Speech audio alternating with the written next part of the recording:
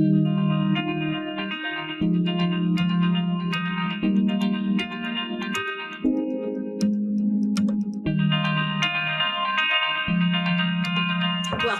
Hi, I'm Gabriela Brunner of thenewfirm.co.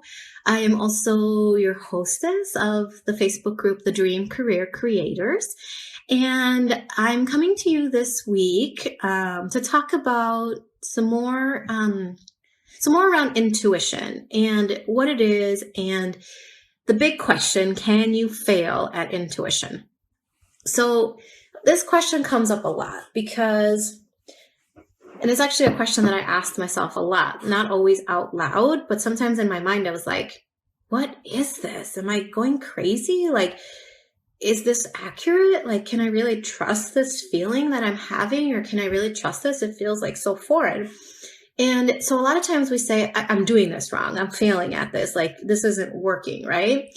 And the reason why, in my opinion, we ask ourselves that question is because it is something that's relatively new for us. Like, we haven't trusted our intuition in probably a really long time. Some of us may be longer than others, but it may have been years, even decades since we last really honored and acknowledged that gut feeling that we have.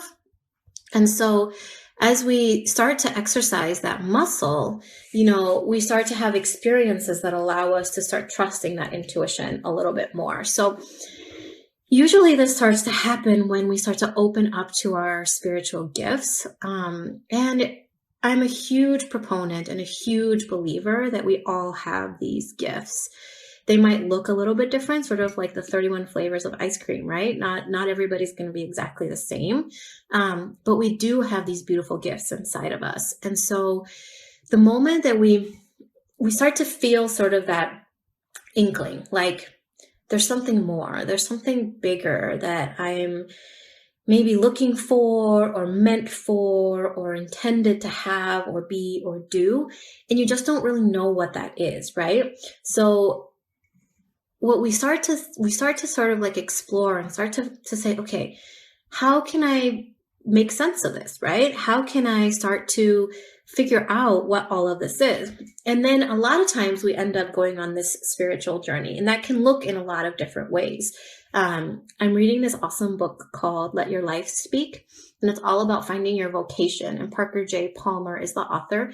And for those of you who have followed me or seen some of my stuff before, you'll know that I am like a huge advocate of his work, in this book in particular. And so one of the passages that struck me like really deeply last night as I was reading his book was how the spiritual journey or the spiritual path can look differently, right? And one of the ways that it looked for him, and I think for myself as well, and maybe for others of you that are following, is this path where we actually fall into a state of depression. And I am not, I'm not a medical professional. I don't purport to make light of the condition at all. I'm simply sharing sort of his experience as he talked about the depression and how it affected him, and how throughout his journey of trying to really step into himself and step into his most authentic self, he succumbed to not one, but two periods of deep depression. And the way he described it was that it was almost as if somebody was like, this friend was like following him and saying sort of like, okay, listen to me. And he chose to ignore it because he was so focused on this outward definition of success, maybe a specific title, maybe a specific monetary compensation, but all of these things outside of himself, right? And he was probably turning off his intuition or shutting it down because he was so focused on this forward momentum that he created, or that society created for him, that he felt he needed to follow. So this voice kept trying to, be more aggressive. So maybe it started, screaming a little bit louder, or he said at one point it started throwing like rocks and sticks at him, and he's still single focused, going ahead, pursuing these external rewards and compensation and all that kind of stuff. And then eventually it got to the point where this friend he calls depression, decided to basically, the image that's coming to my mind is almost like kidnapping. put this cloth over him and take him hostage because he wasn't listening to what he needed. So he needed this experience of deep reflection, of feeling like the world was coming to an end, of feeling like there was nothing he was good at or he could do or anything like that, because he had lost his path. He had lost his way. He had shut off his intuition. He had shut off his inner knowing. He didn't know how to listen to himself anymore. He fell victim to what the rest of the world wanted him to be and do. So throughout these periods of depression, he talks in the book about how he came back from that. But one of the ways that he did that was acknowledging that he was on a spiritual path, acknowledging that he is a whole human being, darkness and light, strengths and weaknesses, knowing, not knowing, all of that. And at the moment that he started to acknowledge himself as the whole self, then he started to experience sort of like coming out of that depression, as he puts it. So that to me is just such a powerful story, because it allows us to not only honor the things that we consider our gifts and our strengths, but it also allows us to honor the things that we may have shut down and that we may be trying to ignore or hide, because that whole piece of us is all of us. Like, we're not just the good stuff. We're not just the bad stuff. We're all of it, right? And so he said that when he started to acknowledge that, he actually stepped up his game and he challenged himself to live his whole life, which means you live the shit stuff as much as you live the good stuff. And so, that was such a powerful message for me, because as we all transition and grow and expand and change, we tend to, let's see, what's the word? Admonish is the word that comes up, but like judge ourselves too when we have these low moments, when we have these periods where we want to retreat or just be with inside ourselves, or just be, kind of like little hermits, right? Like in the winter, it's kind of snowing off and on here, and this period of hibernation. And we say, oh my gosh, we need to do, when really what we need to do, right, is be more. Just be with what we are at the moment, be with who we are at the moment. And that's when your intuition can start to kick in a little bit more. So if your intuition is telling you you need a rest day, honor it, right? Take a rest day. And it's a journey, because some people who have really gotten good at the state of being, just literally being in the moment, like this is what we have right now, actually jump into this a lot quicker than those of us, myself included, who are still kind of taking these baby steps towards this new way of being. And I want to give you guys an example of this. So I'm doing a contract position right now, a temporary contract position. And what that means is that when there's work, right? And when there's no work, there's no work. But sometimes the no work piece comes in very unexpectedly. So what ended up happening was we went into the office and basically we received an email that said, there's nothing for you to do right now, so go home. And then pretty much every day since Thanksgiving, we've been getting updates by email that are basically very vague and just say, well, we're working on it, but there's really nothing for you to do right now.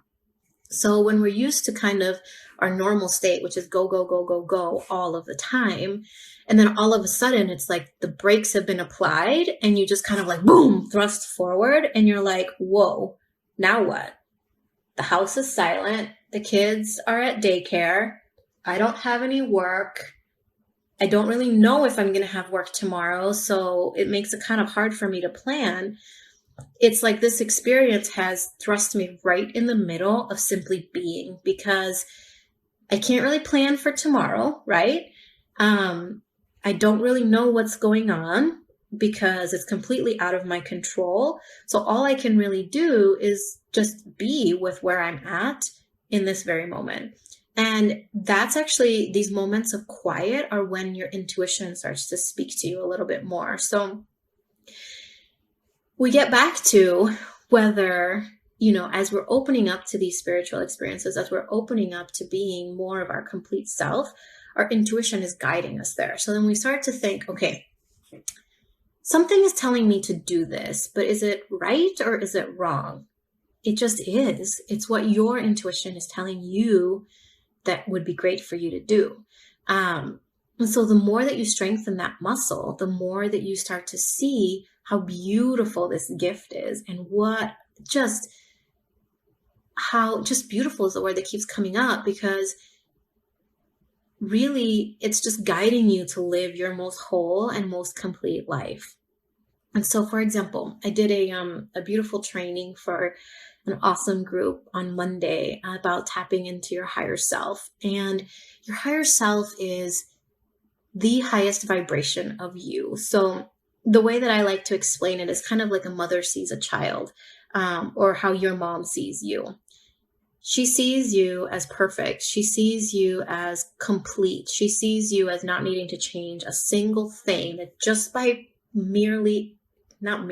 just by existing, you have brought so much joy and pleasure and honor and beauty to her life. You don't need to do anything else. Doesn't matter whether you're spreading poop on the wall or throwing up or throwing a temper tantrum. You are the most beautiful expression of life to her.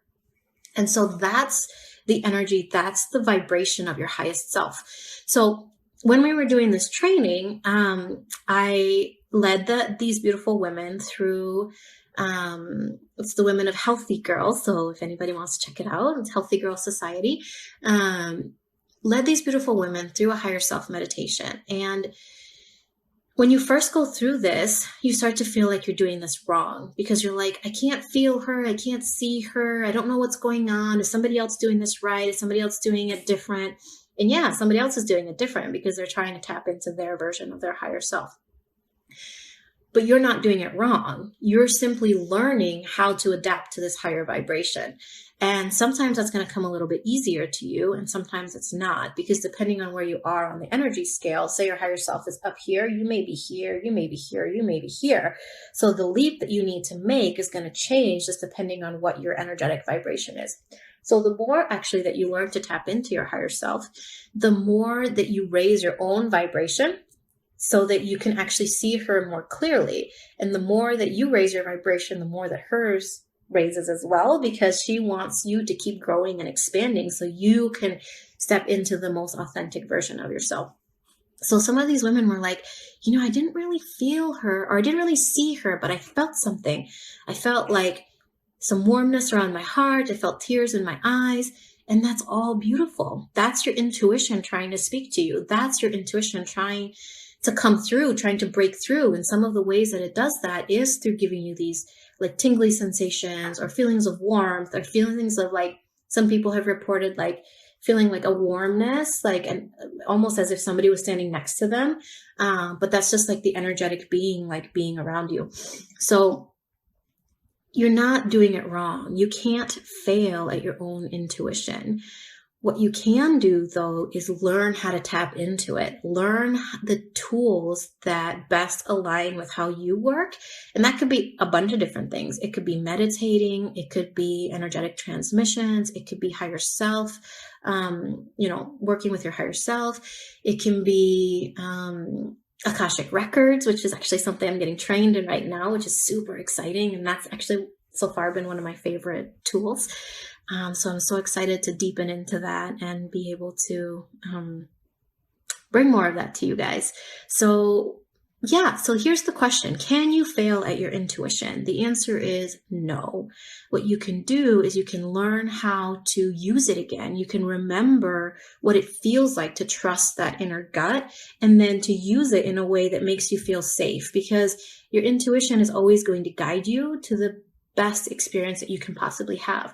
Does that mean that it's always going to be a parade and confetti and balloons and cake? No, your intuition might lead you into something that is highlighting for you maybe a darkness, or a shadow is one way of putting it, because it wants you to experience that so you can move through that, so you can step out of it on the other side a lighter, brighter, more free version of yourself, because you've actually sat with that darkness or shadow or pain or whatever it is that you need to experience, so you can release it and let it go. And the way that changes you is that it's like creating space on a shelf that's too cluttered, right? You can't, if you go to the grocery store and you start to shove more cereal boxes in your shelf and you open it, it's completely full, there's no spot for you to put another cereal box in it, right? You're going to have to move through those boxes either by getting rid of them or consuming them in order to be able to fit more on there. So that's what happens when you allow your intuition to guide you through some of these experiences. And as uncomfortable as they may be, they are simply there to serve you so that you can move into your next level of being, which is just so beautiful. And sometimes it sucks, let me tell you. Sometimes you just want to hide away and go like this and like not see anybody for a long time. And that's okay, you know? And even if you can't create that space for yourself, like on a daily basis, like it's not always easy if you're going through one of these experiences to tell your boss, hey boss, I'm moving through some energetic shit right now, so I need to have an indefinite amount of time off until I can come back and be a better version of myself, right? That doesn't always happen in reality. But what can happen is you creating pockets of space for yourself to be. Perhaps it's you have a beautiful meditation that you can pop in and listen to for 5 or 10 minutes in the middle of your workday. Perhaps you take a nice walk during lunch just to be by yourself, let some of these things happen. Perhaps you take a shower and you just cry your eyes out and just let it flow out of you, right? You may not be able to, create big, huge, infinite pockets of time, like big spaces of time, because life happens. Sometimes I can't even go to the bathroom without my kids like opening the door and like knocking and doing all that kind of stuff. So I know that sometimes can feel like a luxury, but if you can at least give yourself a little bit of time, trust your intuition, let your intuition guide you to when you need a little bit of space and create it in a way that feels really good to you. So I'm so happy to have shared this information with you, and I want to leave you with a couple of things. So you can interact more, say frequently, if you will, with me in my Facebook group. It's called the Dream Career Creators. And we talk about basically how you can use your intuition in order to up your life, in your business, in your career. I love helping people make sense of their dreams. I love creating space for you guys so that you can brainstorm and let the downloads come through and let the creativity come through, and then actually helping you make sense out of all of it. Actually, I just got off right before I came on this call. I spent about an hour with a beautiful soul, and that's exactly what we were doing. And we were gaining clarity in how she wants to move forward with her business as 2017 comes up. So it's so much fun and so beautiful to see the wheels turning and to see the intuition like heightening and to get that clarity that you so desire for yourself, for your life, and for your business. So that's the first thing I wanted to share. And then the second thing I wanted to share is that I'm going to be doing these intuitive reflections live. I think I've got 5 more. So there's 5 more ending 2016, going into 2017. And on January 11th, I'm going to be doing my very first higher self workshop. So what we're going to be doing in this higher self workshop is going to be limited space, somewhere between 5 and 10 people, just kind of depending on what feels really good, what my intuition guides us to. And what we're going to be doing is we're going to be coming all together via a web platform, so like Zoom or something like that. And we're going to be working through how to access our higher selves. And this is going to be sort of like the beginner course. So if you've never experienced your higher self, if you've never, or maybe you have a couple of times, but it's still not really clear how to work with her or how to access her, we're going to be learning how to do that. We're going to be understanding why we can or can't see her and how to see her more clearly. We're going to be learning how to ask questions and listening for the answer. And we're going to be doing it in a workshop model, workshop setting. It's going to be approximately 90 minutes to 2 hours. Yeah, 90 minutes to 120. I got my math down. And it's going to be completely interactive. It's going to be, so that's basically what I have right now. And as as the year goes on, we're going to be doing more of these, and we're going to be doing them in also in specific categories. So if like you want to learn how to tap into your higher self for your business, or if you want to learn how to tap into yourself for your higher self for your career or for your family, we're going to be coming up with different categories of things to use your higher self in. So stay tuned for that. The best way to keep in touch really is through the Facebook group. So I invite you guys to join us. I'll post the link below. And yeah, I just look forward to seeing you guys here next week. So I'll be back next Wednesday. I don't know what date it is because I really don't know what day it is today, since I haven't had to look at a calendar really for a while. So I'm so grateful for your time. I'm so grateful for your energy. And I look forward to sharing more with you. So I will talk to you guys later. Bye-bye.